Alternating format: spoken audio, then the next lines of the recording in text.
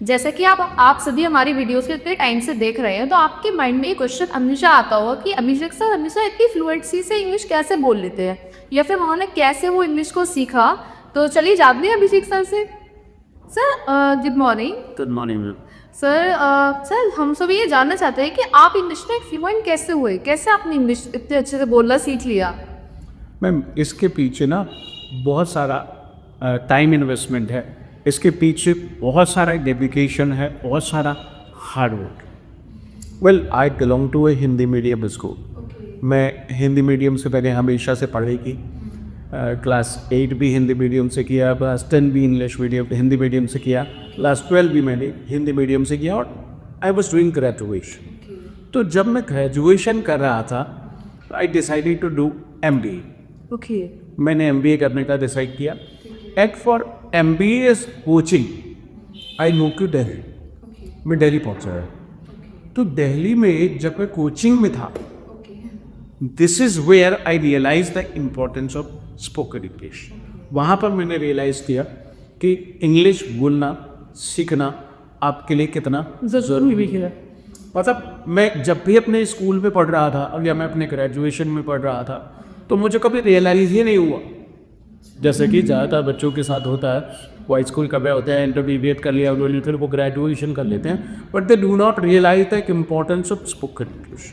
जब तक हमें वो रियलाइज नहीं होगा कि हमें इस चीज़ की ज़रूरत है, हाँ। तब तक हम नहीं करते। तो वहाँ जा कर के मैंने क्या फेस किया, there were about 30 students in my coaching, and you know my teachers or the professors, they were from the top colleges of India, IITs and IIMs।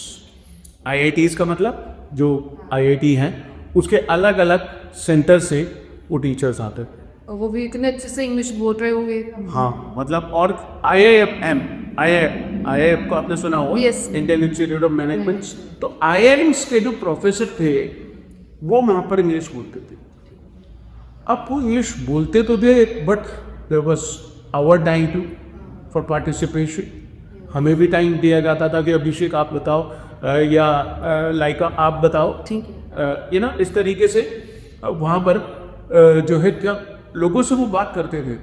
तो within a few days I realised कि यहाँ पर कुछ है तो different. There were students from convent background, वहाँ public schools के या बोर्डिंग स्कूल्स के या फिर कॉन्वेंट स्कूल के स्टूडेंट्स हैं। तो out of almost 30 students there were 4 or 5 people who were from Hindi medium.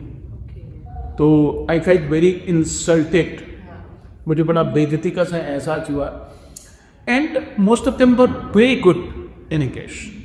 Even हमको ना रीडिंग कॉम्प्रिहेंशन मिलता रहा वहाँ पे। रीडिंग कॉम्प्रिहेंशन एक मतलब मैडम सब्जेक्ट है जब आप कैट की तैयारी करता है। I was a CAT aspirant. अच्छा। राइट, कैट की मैं तैयारी कर रहा था। मैंने कभी आसान चीज़ों को कभी चुना नहीं।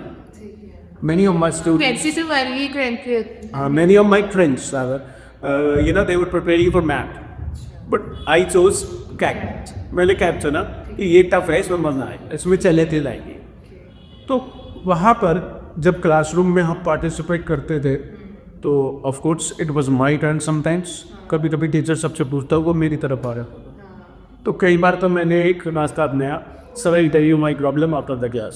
मतलब जब वो मुझसे पूछेंगे तो मैं उनसे कहूँगा I tell you my problem after the class. मतलब इतनी अंदर थी, मुझे आती थी कि मैं अपनी 1-2-4 लाइनें बोल सकूँ। ठीक है। I was able to understand all varieties of sentence, but I was unable to speak because I was not an English medium student and I did not have confidence. मेरा कॉन्फिडेंस कम था, मेरा वर्ड पावर कम था, मतलब मेरी जो बुकैब थी वो बहुत शॉर्ट थी। सर मोस्टली हिंदी मीडियम में बैकग्राउंड से आते हैं स्टूडेंट्स, तो उनकी ये शिकायत होती है कि मतलब उनमें कॉन्फिडेंस की कमी होती है, या वो ये सोचते हैं कि मैं तो हिंदी मीडियम से हूँ और मैं नहीं सीख पाऊँगा। तो वहाँ क्या हुआ, one day there was a teacher and she was teaching reading comprehension और इंग्लिश पोर्शन। तो after the class I followed her in the corridor and I told her my problem. Ma'am, I'm a Hindi medium student and my word power is very less. I'm not confident enough, so how should I improve my prose? थोड़ी corp में English करने के लिए, right. तो अब क्या हुआ कि मैम ने मुझे बताया you start reading times of India because I learn it almost 30 years ago. मैंने इंग्लिश बोलना सीखा 30 साल तो 30 साल पहले उन दिनों मोबाइल और इंटरनेट और यूट्यूब चैनल्स इतने सोर्स नहीं थे थे ही नहीं ना, थे ही नहीं। यूट्यूब देखना लोगों ने तब ज्यादा शुरू किया है जब 2014 में जियो आया, यस जब उनको फ्री के अनलिमिटेड पे करना था। हम लोग भी 2014 से पहले मेरे पास मोबाइल तो था, लेकिन जैसे ही उसमें वीडियो प्ले हो जाती थी फेसबुक पर एकदम से डेटा खत्म, सारा डेटा। तो हमने ना सेटिंग में कर रखा था कि वीडियो प्ले नहीं की अपने आप। कई बार हम देख रहे हैं चला रहे हैं तो वो डेटा सामने सिक्योर, हाँ 1 GB डेटा एकदम से खत्म हो जाता। तो अब जब अनलिमिटेड इंटरनेट आया, अनलिमिटेड डेटा ऑप्शन हमारे पास आए, तो हमने वीडियोस वगैरह देखना शुरू किया। मतलब मैंने जो इंग्लिश बोलना सीखा वो बिना इंटरनेट के सीखा। ये ऐसा क्या क्या किया? ऐसा नहीं है कि first of all I had a thought in my mind. मेरे दिमाग में ये थॉट था that I have to be as fluent as English people, the British people और द अमेरिकन्स। मुझे उतना फ्लुएंट बनना है because I was a CAT. आपने एक गोल बना लिया था कि मुझे करता कि मुझे नेक्स्ट ईयर तक मतलब I had 1 year period for my GDPI, group discussion RPI personal interview, right. तो मेरा जो GDPI था वही ये स्कूल होने वाला, राइट। तो आई हैड ए गोल कि मुझे इतने टाइम में अंग्रेजों जैसी अंग्रेजी बोलनी। So what I did, I started reading newspaper, English newspaper. मैंने कभी हिंदी का तो न्यूज़पेपर ही नहीं पढ़ा। हिंदी का न्यूज़पेपर पढ़ने की शुरुआत इंग्लिश न्यूज़पेपर से हुई। अच्छा, वो हैबिचुअल हो गया कि हाँ न्यूज़पेपर पढ़। हाँ, अब जब मैंने न्यूज़पेपर खोला तो मैंने देखा कि जो first page, second page, third page, उसको इतनी सारी बुकें देन कि मैं एक पैराग्राफ पढ़ता था अटक जाता था, उसमें बहुत सारे वर्ड्स हो जाते थे, मैं इनका तो मतलब ही नहीं मालूम। So I started reading it on a regular basis.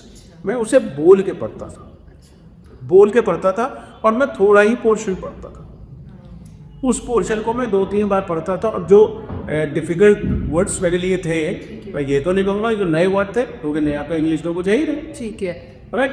तो जो मेरे लिए डिफिकल्ट वर्ड्स थे, जो मेरे लिए नए वर्ड्स थे, उस पूरे के पूरे सेंटेंस को मैं अंडरलाइन रखता। अच्छा। और उसे मैं बार बार देखता रहता था। मतलब I spent almost 14, 15, 16 hours a day on learning English. बस उस दिन से मैं मतलब 15-16 घंटे मैंने कुछ नहीं किया। I paid all my attention to spoken now. जुनून दिखाने की पूरी अच्छे से सीख नहीं सीखना है। हाँ, मतलब तो मैंने न्यूज़पेपर पढ़ा, मैंने इंडिया टुडे उन दिनों में, भाई इंडिया टुडे तो अभी भी आती है लेकिन अब उतनी पॉपुलर नहीं है इंग्लिश के लिए। तो India today was the magazine, readers digest, क्योंकि उन दिनों में कि इंग्लिश बोलना सीखने का और कोई तरीका ही था, और कोई तरीका न्यूज़पेपर मैगजीन तो कोई यूट्यूब पे या ऑनलाइन का कुछ सिस्टम था ही नहीं। फोन्स का इतना क्रेज नहीं था, अभी तो से ही हुआ है। फोन्स तो थे ही नहीं मैम, जब मैंने सीखा इवन तब भी फोन नहीं था। मैंने जब इंस्टीट्यूशन स्टार्ट किया इन द ईयर 2002, तब मैंने एक छोटा फोन खरीदा।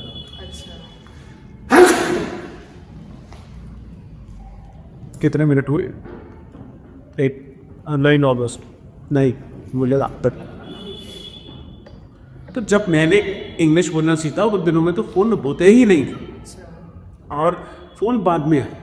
तो मैंने इंग्लिश सीखा, वो मेरा डेडिकेशन, मेरा पैशन, मेरा जुनून, मेरा दीवानापन, या फिर तेरे दिमाग में जो सेट हो गया था, I have to be as fluent as people in America. Yes, मुझे उतना fluent. So for this I started to speak. I joined American Institute of English Language. So you also joined? I also joined because I needed English speaking atmosphere. मुझे कोई English speaking का atmosphere चाहिए था जहाँ पे मैं लोगों से बात कर सकूँ। मैं लोगों से बात करके तो आप बोलोगे इंग्लिश, हम सीख के सीख ले, आप तो बात रिहर्सल नहीं हो पाए। लेकिन जब तक आपके पास 1-on-1 कोई बोलने वाला नहीं होगा, तब तक कॉन्फिडेंस डेवलप नहीं, ग्रुप नहीं होगा, तो आपको अपॉर्चुनिटी नहीं मिलेगी। You will not feel natural. So I joined American Institute, and there was my class for an hour and a half. 1.5 घंटे की मेरी क्लास होती थी और 1.5 घंटे की क्लास में आई वॉज नॉट सेटिस्फाइड, क्योंकि जो टीचर्स थे वो पढ़ाते थे मतलब मैं ज़्यादा इंटेलिजेंट था, ठीक है। ज़्यादा फास्ट लर्नर था। तो in the beginning I got satisfaction in classes, लेकिन लेटर ऑन मुझे रियलाइज हुआ कि ये तो आप क्लास के बाहर भी सीख सकते हो जो सर पढ़ाते हैं। अच्छा। ये तो पूरे 1.5 घंटे में 5 लाइनें सुनाएंगे, जो मेन स्ट्रक्चर्स होंगे उसके आगे पीछे के वोकैबुलरी सुनाएंगे, ये तो आप किसी की नोटबुक लेकर सीख सकते हो। तो why not invest time in speaking. तो मैं क्लास में मतलब अमेरिकन तो जाता था, लेकिन मैं क्लासेस में नहीं जाता। I used to sit outside with the seniors, जो वहाँ पे एक्स स्टूडेंट्स होते थे जो कोर्स करे हुए थे पहले से ही। I would participate with them and I would speak for an hour and half. So धीरे धीरे ये टाइम मेरा पड़ गया। I used to spend almost 4-5 hours every day just in English atmosphere. So वहाँ पे मैं फ्लुएंट होना शुरू हो गया and I became an English language trainer. मतलब I was given a proposal मेरे पास खुद से आया कि अभिषेक यार you speak English very well, your pronunciations are very good, your vocabulary is very good, the way you explain everything is awesome. तो I was propose to be an English language trainer. बस वहाँ से चीज़ें change हुई when I became an English language trainer. तो I need basic English, मुझे वो सब पढ़ाना तो रह गया था, but I wanted to work on my vocabulary. For that I did a lot of hard work. I read newspaper for all day, 6-7 hours a day. Every time I was free, I was learning English. तो जैसे कि अब इस time में तो मतलब काफ़ी सारे सोर्स हैं, तो आप क्या कहना चाहेंगे कि ऐसे कैसे उन्हें प्रोसीजर भी यूज़ करना चाहिए इससे स्टूडेंट सीख पाएगी? आपके टाइम में तो जैसे नहीं था, सोशल मीडिया नहीं था, फ़ोन नहीं था सीखने के लिए, तो आप First of all, you have to give yourself a reason कि आपको क्यों सीख मेरे पास सबसे एक important स्ट्रोक आया था, मेरे पास एक स्ट्रोक आया था, मैं चाहता था I wanted to be as fluent as the people in India. I wanted to speak English flawlessly without even a single mistake. तो आपको अपना पर्पस क्लियर करना पड़ेगा। जब तक आपका पर्पस क्लियर नहीं होगा तब तक आप ज्वाइन भी करेंगे, छोड़ेंगे, सोचेंगे, पैसों के बारे में नहीं सोचेंगे, यहाँ इतना खर्चा हो रहा है, यहाँ इतना खर्चा हो रहा है, किस ट्रेनर के पास जाऊँ, कि थोड़े दिन से ये फिर बंद कर देंगे, फिर देखना शुरू कर देंगे। Unless and until you find your purpose, तब तक कि आप अपने पर्पस का पता न लगा लें, तब तक आपका ये लॉन्ग टर्म गोल होना चाहिए, ये शॉर्ट टर्म गोल नहीं हो नहीं सकता। With in month long time, with in 15 days period, you will be able to speak English fluently. That's not possible. You have to set up a goal कि भाई कम से कम वो 1 साल का गोल होना चाहिए, और भी ज़्यादा छोटा करना चाहे तो at least 6 months. And for that you can take up our course. हमारा कोर्स ऐप में पहले से अवेलेबल है, जस्ट 1 अटेट है कि नहीं, this will give you all the clear basics 0 to advance level तक का क्लास ही। उसके अलावा आपको दुनिया में कहीं कोई कोर्स ज्वाइन करने की जरूरत ही नहीं, राइट। वो अपने आप में मोर देन सफिशिएंट है, जिसकी कीमत कम से कम 10,000 रुपये होनी चाहिए, and that no without boring grammar.